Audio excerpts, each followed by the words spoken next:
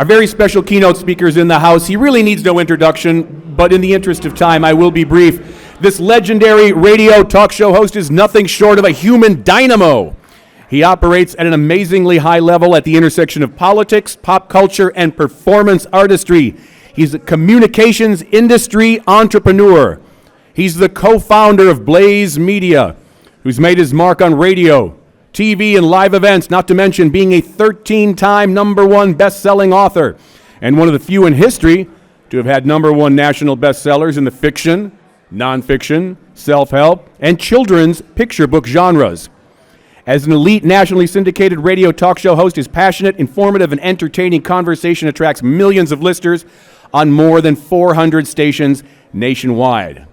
A Radio Hall of Fame inductee, a Marconi Award winner, his quick wit, candid opinions, and engaging personality make him a must-listen for legions of fans.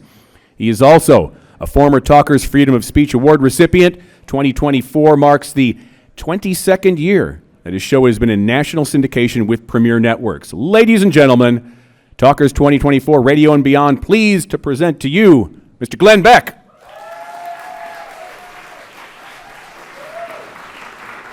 Thank you so much. I think the last time I was maybe at a convention like this, nobody knew my name, and I remember listening to many of you speak and hearing Phil or Craig Kitchen or any, and thinking, wow, I can't wait to meet them, and it is so good to see all of you again. As I was driving in, I was thinking that when I did top 40 radio for a long time, and when I first started with talk radio, no one would give me the time of day, and Jack Swanson called me up from KGO, and he said, hey, I heard a tape of yours. I think you might have something. Do you mind if I pass your name on to Phil Boyce? And I'm like, can I pay you to do that? And Phil hired me to do a few weekends, and the rest went from there. And I'll never forget, after Phil called me, it was either Phil, I think it was Jack, but it might have been Phil that said, remember, Jack's the one that passed on Rush Limbaugh, so we're not sure about his advice. Anyway, I'm honored to be here. When Michael called me, I'm humbled by it, and I don't know what I can bring to the table here, because I think we're trying to figure out the same thing you're all trying to figure out. What's coming next? How do we survive it? How do we make money? How do we take this unbelievably personal medium and make sure that it stays relevant? Nobody's on appointment listening anymore, it seems. And yet that's part of the magic of radio, is we have an agreed time to meet every day. And so it takes a little bit of effort from you, the listener, to seek me out, and a lot of effort on my team to be there ready for you when you arrive. And it's strange. I remember when I was at Fox, people said, and this was probably true early in my career when I was top 40, they said, he's only saying those things for ratings. And when I was doing top 40 radio, yeah, damn right. Yep, that's all I would say things for ratings. And it led to my personal demise as a person. But I remember when they said that at Fox, I thought, why would somebody say these things for ratings? It doesn't make you more popular. Now, the same people who said that are now doing podcasts and doing the same thing they accused many of us of at the time, saying things for ratings. And if you do, that is fleeting. And it will last for a while, but it will end in your destruction or just a loss of listeners because you'll lose all of your integrity. But now, for the first time, people like me, when we had to hope that somebody like Phil Boyce would hear my tape or voice, now my audience has an audience.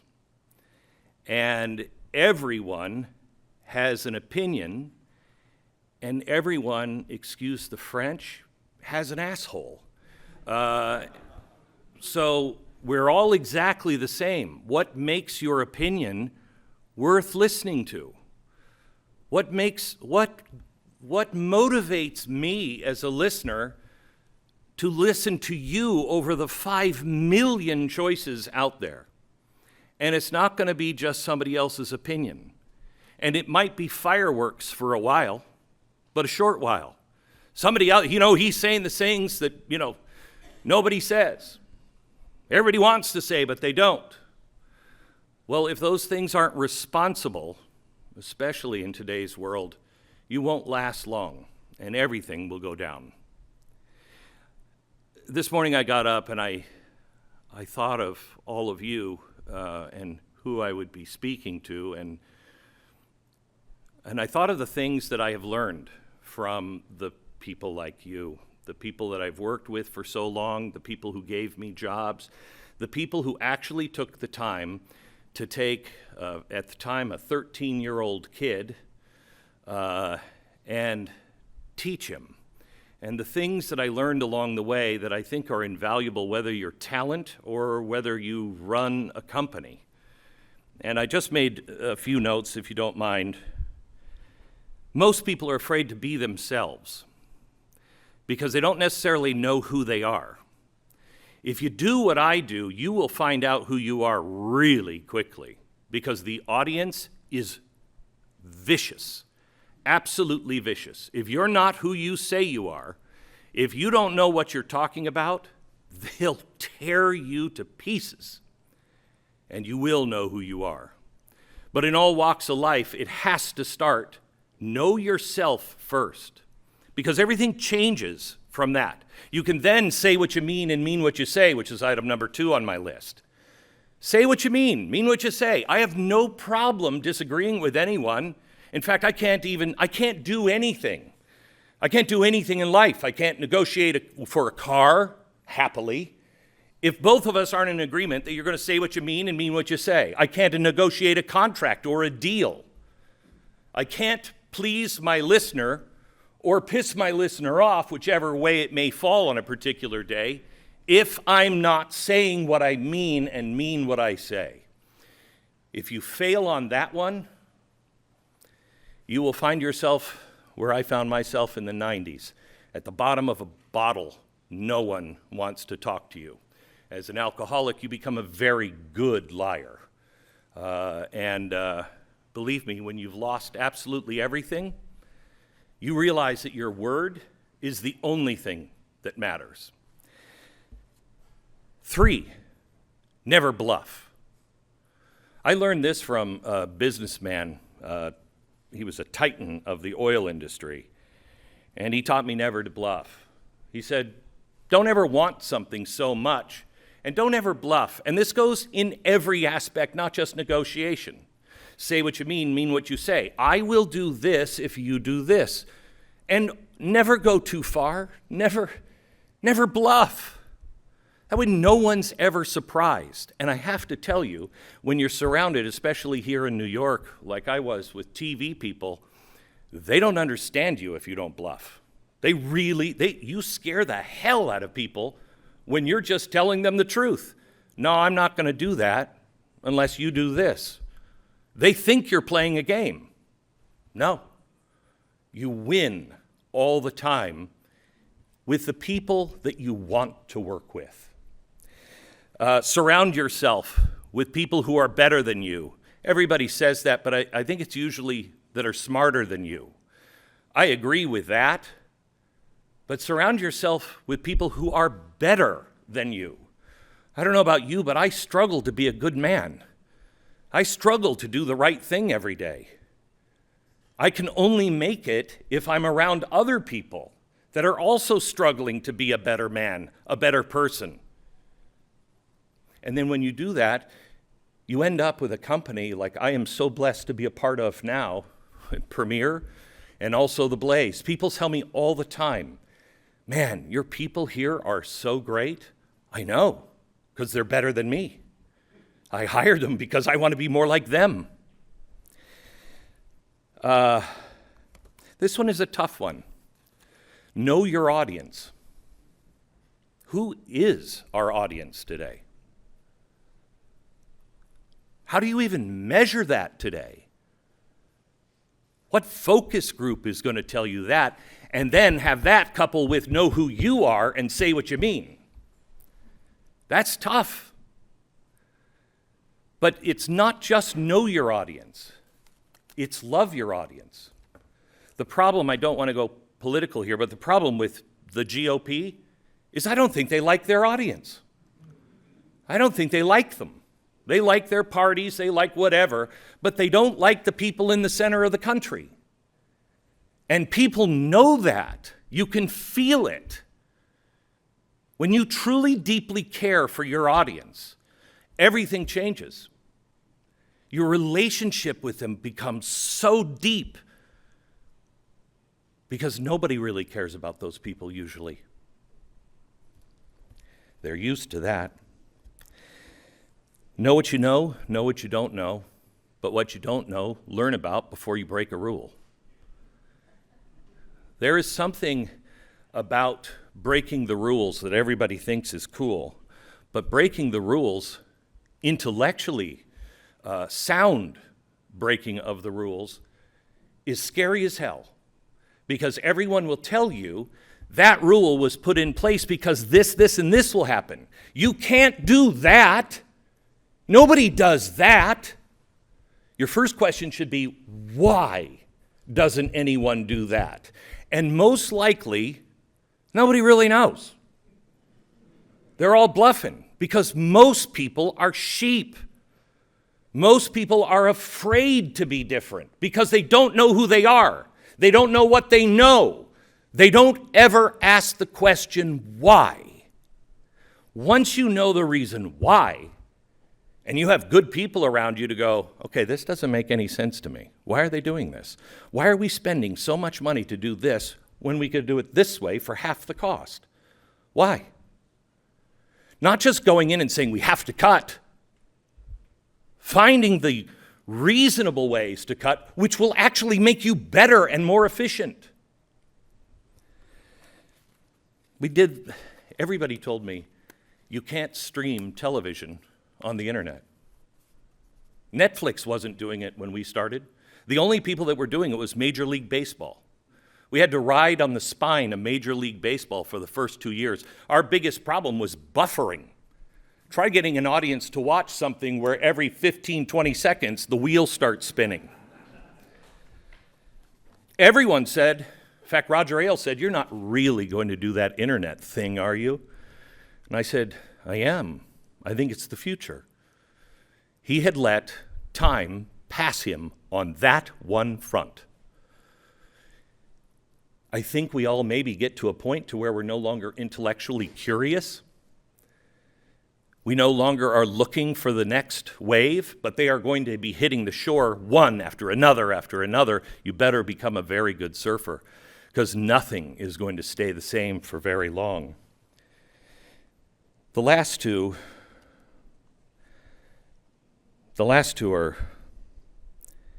seem easy, but it starts with, why do you do it? Why are we doing this? In today's world, what difference does this make? If you don't know the answer to that, and you haven't asked yourself that on a regular basis, you're probably not making a difference. It's hard in today's world. It's hard to tell the truth. It's hard to be a leader. It's hard to break the mold. And then when you do it, it's usually even harder when you're at the top. Why the hell would you do this? If it's for fame and fortune, you know how empty that is. Those are both lies. I think fame and fortune are absolute battery acid to the soul. If you don't know who you are, fame and fortune will destroy you and possibly for generations to come. So why do you do it? My company is named Mercury Radio Arts. That's the parent company over everything. And I named it after the Mercury Radio Theater, Orson Welles. I've had the absolute honor to get to know his daughter. She's bizarre. And she would be the first one to tell you. She told me, she said, I didn't realize how weird I was until my dad died. She said, he was my best friend. We went everywhere together. She said, do you know how I learned Shakespeare? I said, no. She said, I was homeschooled by my dad. And she said, one day he said, Monday we start Shakespeare. Got to get up early, be ready at 6. She said, okay. Dad pulled the car up front. They were living in Europe. They drove about 2 hours. He put a blanket out and faced her this way, and right there was a big old castle. He stood up and said, Macbeth, Act 1. And acted all of it out for her. She's a weirdo in the best sort of ways. Orson Welles was a guy who never gave up. He was a genius, but he never gave up, never took no for an answer unless it was needed, except for the, Citizen Kane thing. That kind of threw that out the window, but he never took no. At one point, he was doing a Broadway play, 5 different radio shows. He was walking down the streets of New York, biggest star in New York, and thus in America because of radio coming out of New York. And he was talking to John Houseman, his partner, and he said, how's business? John said, great, we just need more of you. And he said, what do you mean? He said, well, CBS called, they want another show on Saturday night at 5. And Orson said, well, I don't think I'm doing anything at 5 on Saturdays. Why not? He said, Orson, you have a matinee at 2 and a second show at 7. I can't jam a radio show in between. Why not? Because I can't get you downtown in the time that it will take to turn it around. Just then an ambulance went by. He stopped and he looked at John Houseman and he said, find out if you need to be sick to ride in one of those things. You didn't. So after every Saturday matinee, an ambulance backed up to the stage door and took him downtown to do another radio program. If there's a will, there's a way. He also taught me the other great lesson. After you've done it, and you've done your best, but it didn't get you where you wanted to go, give up and move on, dude, or you're going to be doing magic tricks on Carson at the end of your life. I named it that because when I was 7, I was inside in my house. It was summer. It was a day like today, but I lived in Seattle, so a day like, if you go August 11th to Seattle, it'll be beautiful. The rest of the time, it's raining. And my mother came in, and she turned off the TV, and she said, go outside and play. And I started to walk out, and I said under my breath, when you were a kid, you had TV. And she said, excuse me? I was like, nothing, didn't say anything. She said, no, what did you just say? And I said, when you were young, you watched TV. And she said, the most amazing thing, no, when I was young, we didn't have TV. And I thought, Wilma Flintstone had TV. How old are you? She told me about radio, the way it used to be done, about the shadow, about Jack Armstrong, the all-American boy. And for my 8th birthday, she gave me a record album that now sits just outside of my studio door in Dallas called The Golden Years of Radio. And I spent a year or two just listening to Jack Benny and Bob Hope and Orson Welles, and I knew that's what I wanted to do. She told me about how Grandpa had a green-eyed radio. It was a Silvertone from Sears, and it had a sleepy green eye. Behind it was a tube. And so when you turned the radio on, and Mom told me they would turn all the lights off, the eye would start to glow. I wanted to be a part of that kind of magic. In Top 40 radio, we couldn't do it. In talk, it's really hard. But there are flashes of my life, and flashes during the day when I can tell a story and I can bring the art of what we do every day back to life just for a flash, just for a couple of minutes. That's why I do what I do. I live for those moments. What is the moment you are living for? Try to remember why you got into this business in the first place, and let's write a whole new chapter of this business and this industry. Otherwise, there will be fewer of us next year, and we'll just be talking about history.